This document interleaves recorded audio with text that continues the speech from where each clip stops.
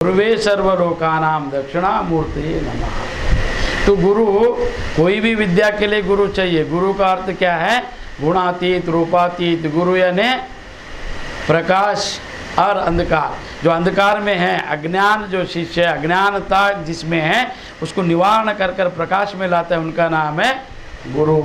जो गुणातीत है, गुरु में कोई गुण नहीं रहने का, गुण है फंस गया तो सतोगुण, रजोगुण, तमोगुण, ये 3 गुण भी नहीं रहना चाहिए।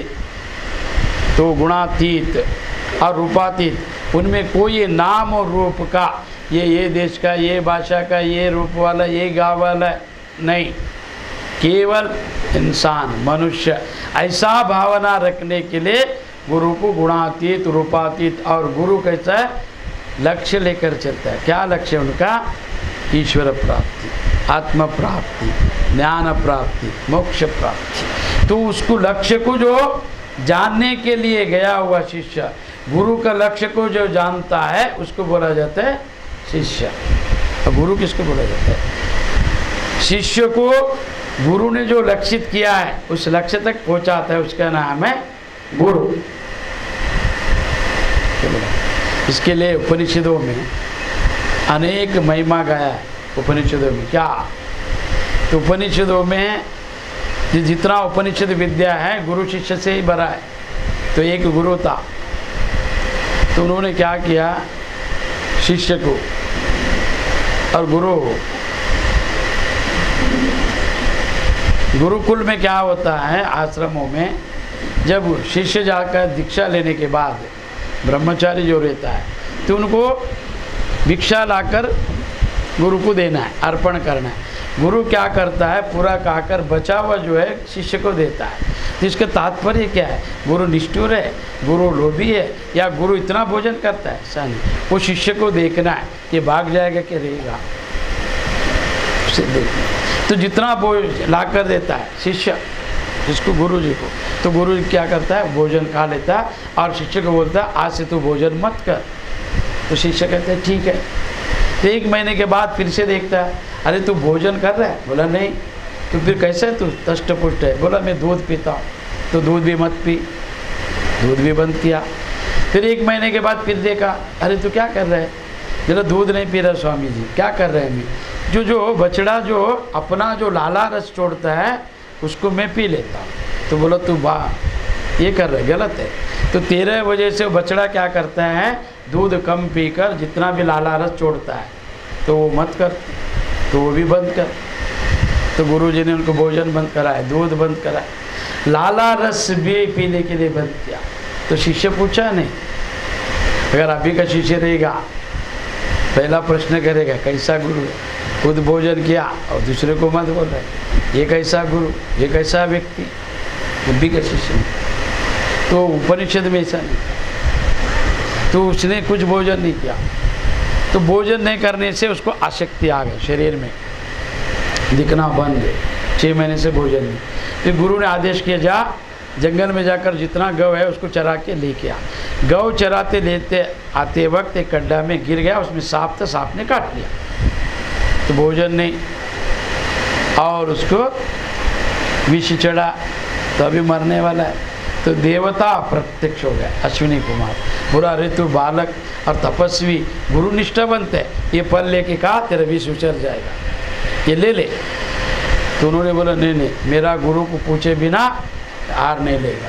उन्होंने बोला तेरा गुरु, उनका गुरु को बिना पूछे प्रसाद का है, ऐसे एक प्रसंग है, तू क्यों पूछता गुरु को, मत पूछ। तो बोला नहीं, गुरु का मैं न्याय करने के लिए नहीं आया, मैं गुरु का अच्छा बुरा देखने के लिए नहीं आया, मैं साधक और शिष्य हूँ, मेरा परम कर्तव्य है गुरु का आज्ञा का पालन करना। तो उन्होंने बोला अरे गुरु आज्ञा पालन से तू मर जाएगा। तो बोला ठीक है चलेगा। तो उतने में गुरु ढूंढते आया, तो शिष्य को देखा, अरे तू गड्ढे में गिरा है। तो उठा के बोला अरे बाबा तो इतना निष्ठावंत है, ये सिद्ध करने के लिए मैंने किया, तो अभी ये फल लेके खा ले। तो खा लिया तो विष उतर गया। तो उसको उन्होंने नाम दिया उपमन्यु, कि आज से तू जाना जाएगा शिष्यों में कि निष्ठावंत है, ऐसा उपनिषद। और एक है सत्यकाम, उनका शिष्य था। तो गुरु क्या वेद अभ्यास कराना चाहिए गुरुकुल में, शास्त्राभ्यास कराना चाहिए। तो उन्होंने क्या किया, उनके पास 10 शिष्य बना और 9 शिष्यों को क्या किया उन्होंने, वेदाभ्यास कराया। वेदाभ्यास मतलब शास्त्र सुनाना, वेद वेदांत बताना। तो वो शिष्य को क्या किया उन्होंने, बोला तो अग्निहोत्र जो है मैंने बनाया हुआ जो अवन कुंड है उसका रक्षणा कर। 12 साल तक वो लड़का उसका रक्षणा किया, वो शिष्य। एक दिन भी बुलाया नहीं उसको, ना मंत्र सुनाया, ना वेद, ना शास्त्र। तो उनका गुरु माँ बोला, अरे आप कैसा है, वो भी शिष्य ये भी शिष्य है, 12 साल हो गए, इन लोग घर जा रहे हैं, अभी ये ब्रह्मचारी से भी ग्रास्त हो रहा है, तो ये तो अभी घर जाकर शादी करेगा, अपना जीवन बसाएगा, उसको छोड़ दे, उनको क्यों बांधा है? बोला मैंने नहीं बांधा उसे। तो उनको भी वेद वेदांत सिखाओ, 12 साल हो गए, सब बात किया। तो गुरु बोला तुझे पता नहीं और दिन होने दो, तो अब चुप रहो। तो वो लड़का जाके गुरु माता से बोले, माता आप क्यों बात कर रहे हैं? गुरु को जानता है कि मेरे को यही योग्य है, यही करना है, तो इसके लिए बताया, कुछ तो रहस्य है, ऐसा बोला। और 12 साल तक बोला आप इधर ही बैठ के अग्निहोत्र का रक्षणा करो। 12 और ये बाला 24 साल, 24 साल में उन्होंने पूछ सिखाया ने, तो शिष्य भाग जाना चाहिए ना। अभी शिष्य कल आज बनेगा, कल साधना पूछेगा, परसों सिद्धि होना चाहिए, फिर उसका प्रयोग होना चाहिए, फिर उसका प्रयोग का फल मिलना चाहिए। मिला फिर आएगा, नहीं गुरु कट। कितना गुरु बनेगा मालूम नहीं, कितना गुरु, कितना सांप्रदाय, कितना इच्छा लेकर घूमता है। सब में अपना अंदर एक ईश्वर एक शक्ति दिया है, कोई कमज़ोर नहीं, कोई विक्षिप्त नहीं, सबके अंदर एक शक्ति है, उसको जागृत करो। ये संसार के मोह में अमत्व ममत्व के कारण आपका जो बुद्धि एक क्षीण हुआ है, आपका जो चेतना पहचान रहा नहीं, तो उसको जानने के लिए दीक्षा होता है। तो 12 साल हो गए ना, 12 तो उतने में क्या किया, वो बोला गुरु आज्ञा पालन करना चाहिए, तो वहीं पर रह गया। तो दूसरा नया शिष्य बनकर वो अभ्यास चालू हुआ। तो अग्नि देवता क्या हुआ, प्रकट होकर उसको वेद वेदांत सिखाए। अग्नि देवता सुनो, गुरु का क्या हुआ देखो, अग्नि देवता प्रकट हो, 24 साल तूने मेरा उपासना किया, मांग क्या मांगता है? बोला मेरा गुरु जो सिखाए ना सिखाओ, तो सिखाए। सीखने के बाद गुरु पूछा, हो गया वेद सीखा, मिला, तो यही देने के लिए तेरे को रुकाया था। क्यों? तो ऐसा शिष्य है, तू निष्ठावंत है और ते पलायनवादी नहीं है, तू गुरु में निष्ठा है और तू गुरु का वचन को वेद तुल्य मानता है, श्रेष्ठ मानता है। इसके लिए तू 24 साल बैठा, तो देवता तुझे सिखाने के लिए आया। ऐसा ही मेरे साथ हुआ था, मैं भी गुरु सेवा करने के बाद मुझे भी देवता ने वेद वेदांत का अभ्यास करा, तो मैं चाहता था तुझे भी देवता है वो विद्या दे। तो ये होता है गुरु सेवा। और आगे जा, तो एक शिष्य था, तो गुरु ने क्या किया, देख नदी बह रहा है, तो नदी बहने से क्या होता है, सब जितना अपना खेत खलियान है तो पानी में बह जाएगा, तो नष्ट हो जाएगा, जाकर तो उसको बांध। तो उसने क्या किया, सुबह गया और शाम तक बांधा, तो पत्थर और ईंट रीति सब कम गिरा, तो एक वोल था, तो उससे पानी आ रहा था। तो उसने क्या किया, अभी गुरु ने आदेश किया इसको रुकाना है, नहीं तो ये फसल नष्ट हो जाएगा। तो उसने अपने को उस जहाँ पर छिद्र है तो उसमें सुलाया पूरा, 24 घंटा पड़ा रहा। तो गुरु ढूंढ रहे, किधर है मेरे शिष्य, नहीं मिल रहे। तो जाके गुरु देखा, अरे उसको उठाया, बोला अरे बाबा तू अपने को ही समर्पण किया है, तो इसके लिए आज से तेरा नाम उदलक। ये शिष्य। और नचिकेत 7 साल का बच्चा ब्रह्म यम से जब गया ज्ञान प्राप्ति के लिए, तो उनका पिता ने यम को दान दिया, वो बहुत बड़ा कथा है। तो यम को दान देने के बाद यम जी वहाँ पर नहीं थे, यमापुरी में उनके घर में, तो घूमने गया था। तो 3 दिन तक बाहर बैठा उपवास। और शिवाजी महाराज जब गया रामदास स्वामी से दीक्षा लेने के लिए, तो रामदास स्वामी को बोला शिवाजी राजा आया है बोलो। तो जितना बार राजा बोला उतना दिन उन्होंने लिया नहीं। जब बोला काली में शिवाजी आया है बोलो, तभी गुरु ने बुलाया। तो गुरु के पास में पदवी प्रतिष्ठा, अपना जो बुद्धि कौशल्य जो भी है वो सब छोड़कर अगर साधक बनना चाहता है, केवल शिष्यत्व को लेकर आओ। गुरुत्व से बड़ा शिष्यत्व है। वास्तविक जो शिष्य ही गुरु बन सकता है। जो शिष्य रहकर गुरु का सेवा नहीं किया है वो कभी गुरु नहीं बन सकता। याद रखो, गुरु कौन बन सकता है? शिष्य ही बन सकता है। मगर कभी शिष्यत्व में उतना निष्ठा रहना चाहिए। गुरुत्व को जानने के लिए उसमें उतना सामर्थ्य रहना चाहिए। गुरु अपने अंदर समा जाना चाहिए शिष्य में, तभी वो गुरु बनेगा। तो आप में जगत समा गया, इसके लिए जगत बन गया है। आप में जो जो समा गया मन में वो सब बना है। अध्यात्म में समा नहीं। आप अध्यात्म को बाहर रखा है, वास्तविक कह रहा हूँ, जगत को अंदर रखा है, तो जगत ही दिखेगा। जो आपके मन में है वही आपको दिखेगा, उससे अलग नहीं। तो इसके लिए तो गुरु में बनना चाहिए। दुर्लभम तत्वदर्शनम दुर्लभम सहज अवस्थिता गुरु करुणा बिना। ये तत्वदर्शन और सहज अवस्था मोक्ष प्राप्ति बिना गुरु करुणा का प्राप्ति नहीं होता। तो करुणा प्राप्ति होने के लिए क्या करना चाहिए? आप तंगस्थान सद्भाव, ये सेवा करना चाहिए। सेवा अर्थ क्या मालूम है? पैर धोना, पैर पढ़ना या पैर दबाना नहीं।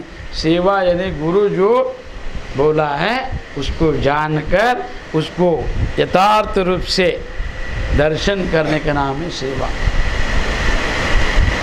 गुरु जो आज्ञा करता है उसको पालन करना चाहिए, उसको सेवा बोलता है। तो जब शिवाजी ने जब बोला मैं शिवाजी राजा है, तो दिया ने उन्होंने 3 दिन रुका। चौथा दिन उन्होंने क्या किया? शिवाजी आए तभी बुला। तो अपना पदवी प्रतिष्ठा सब बाहर रखकर केवल शिष्यत्व का भाव लेकर गुरु के पास में जो प्रवेश होता है उसको गुरु का दर्शन होता है। अगर कामिक है, क्रोधी है, पदवी प्रतिष्ठा को लेकर आ गया तो गुरु नहीं दिखेगा, उससे नहीं दिखेगा, व्यक्ति दिखेगा, फिर व्यक्ति में दोष दिखेगा। अज्ञानी कौन है? अच्छाई में बुराई देखता है और बुराई में अच्छाई देखता है, और अच्छाई को जितना उस कितना भी बताओ उसे नहीं, कि उसको बुराई दिखता है, कि वो खुद बुरा है, उसके दृष्टि में दोष है, तो वो ऐसा सृष्टि बनाता है। तो ऐसा अज्ञानी का जो दृष्टि से बनाया हुआ सृष्टि को मिटाने का सामर्थ्य गुरु में है, उसको गुरु बनता है। तो ऐसा गुरु के शरण जाकर, तो शरण है यानी समर्पण, तो समर्पण भावना रखकर जाना चाहिए।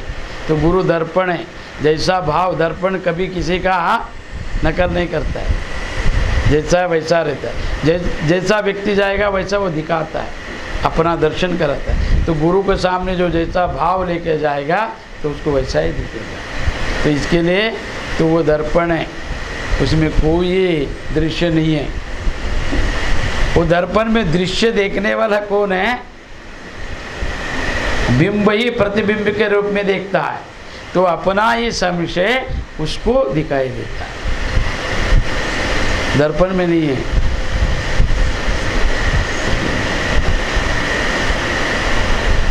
दर्पण में कहाँ से है?